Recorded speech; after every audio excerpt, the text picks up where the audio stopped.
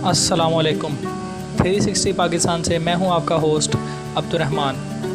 नाज़रीन, आज जो मेरा टॉपिक है, जिस हवाले से मेरी वीडियो है, वो है मशहूर ज़माना ड्रामा दिल-ए-उस अर्तुगल और बुलंदियों को, कामयाबी की बुलंदियों को छूता हुआ ड्रामा कुर्रल-उस उस्मान में मौजूद सफ़ेद दाढ़ी वाले।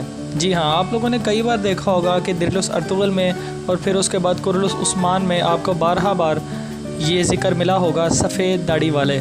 आखिर ये सफ़ेद दाढ़ी वाले हैं कौन? आपके ज़हनों में सवाल उठता होगा। और उसके बाद इसमें एक लफ्ज़ यूज़ होता है कि बार बार ये जब आपस में बातचीत करते हैं तो एक लफ्ज़ यूज़ होता है किज़लेमिया। ये किज़लेमा क्या है? और आप सल्लल्लाहु अलैहि वसल्लम की तुर्कों के बारे में अहादीस क्या थी? ये सब देखने के लिए और जानने के लिए वीडियो को एंड तक देखना मत भूलिएगा। तो चलिए चलते हैं वीडियो की तरफ। आप सल्लल्लाहु अलैहि वसल्लम के दौरे हुकूमत में, दौरे नबूवत में तुर्क बादशाह एक बुज़ुर्ग जिनका नाम देदे कुरकुत था, उनको आप सल्लल्लाहु अलैहि वसल्लम की खिदमत अक़दस में अपना सफ़ीर बनाकर भेजते हैं। देदे कुरकुत आप सल्लल्लाहु अलैहि वसल्लम की खिदमत में पेश होता है तो वो आप सल्लल्लाहु अलैहि वसल्लम की सीरत नबवी से इस कदर मुतासिर होता है कि इस्लाम में दाखिल हो जाता है और मुसलमान होने का शर्फ़ हासिल करता है। जब वो आप सल्लल्लाहु अलैहि वसल्लम की खिदमत अक़दस में मौजूद होता है तो आप सल्लल्लाहु अलैहि वसल्लम उसके सामने एक हदीस बयान करते हैं। आप सल्लल्लाहु अलैहि वसल्लम फरमाते हैं कि तुम्हारी कौम में से, यानी तुर्क कौम में से, एक ऐसा बहादुर जंगजू पैदा होगा जो कि कुस्तुनतुनिया फ़तह करेगा और उसका लश्कर क्या ही बेहतरीन लश्कर होगा और जो उसकी फ़ौज होगी वो क्या ही बेहतरीन फ़ौज होगी। जैसे ही आप सल्लल्लाहु अलैहि वसल्लम उसे अपनी हदीस बयान करते हैं, वो जो देदे कुरकुत होता है वो अश्क बार होकर रोना शुरू कर देता है।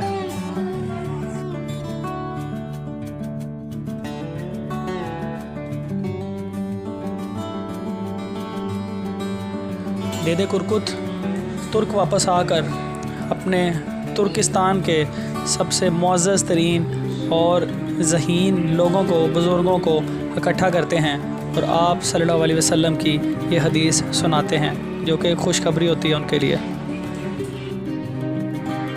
ये सफ़ेद दाढ़ी वाले लोग आप सल्लल्लाहु अलैहि वसल्लम की इस अहादीस मुबारका को अमली जामा पहनाने के लिए एक तंजीम तश्कील देते हैं जो कि सफ़ेद दाढ़ी वाले यानी दाना और बुज़ुर्गों लोगों पर मुश्तमिल होती है। वो तश्कील देते हैं जिसका नाम बुरुबुरान रखते हैं और इसका जो निशान होता है वो एक भेड़िए का निशान होता है जो कि बाद में तब्दील करके इसका नाम एक्सकल रख दिया जाता है, यानी कि सफ़ेद दाढ़ी वाले लोग। एक्सकल के लोग पूरी दुनिया में मुख्तलिफ़ किरदारों में फैल जाते हैं। कोई किसी सलेबी बादशाह के महल में जासूस बन के, कोई पादरी बन के, कोई किसी मस्जिद में इमाम बन के, कोई किसी बादशाह का वज़ीर बन के। कहने का मकसद है पूरी दुनिया में ये हर सूरत में हर ओहदे पर फायज़ हो जाते हैं, यहाँ तक कि बादशाहों तक ये के ओहदों पर फायज़ हो जाते हैं। एक तारीख़ दान अपनी किताब में लिखते हैं कि देदे कुरकुत ने 295 साल उम्र पाई और इस तहरीक को और इस तंजीम को बेहतरीन तरीके से लेकर चलते रहे और यूँ इनके जासूस पूरी दुनिया में फैल गए और ये पूरी दुनिया से, हर सल्तनत से, हर बादशाह के दरबार से इनको मालूमात आने लगी और ये इकट्ठी करने लगे और आप सल्लल्लाहु अलैहि वसल्लम की उस अहादीस मुबारका को सच करने के लिए, उस अहादीस मुबारका को अमली जामा पहनाने के लिए ये कोशिश और तगोदो में लगे रहे। और इसी कोशिश में जब ये कामयाब हो जाते हैं तो सल्जोक सल्तनत वजूद में आती हैं जिसके बादशाह सुल्तान अलाउद्दीन केकोबाद बनते हैं।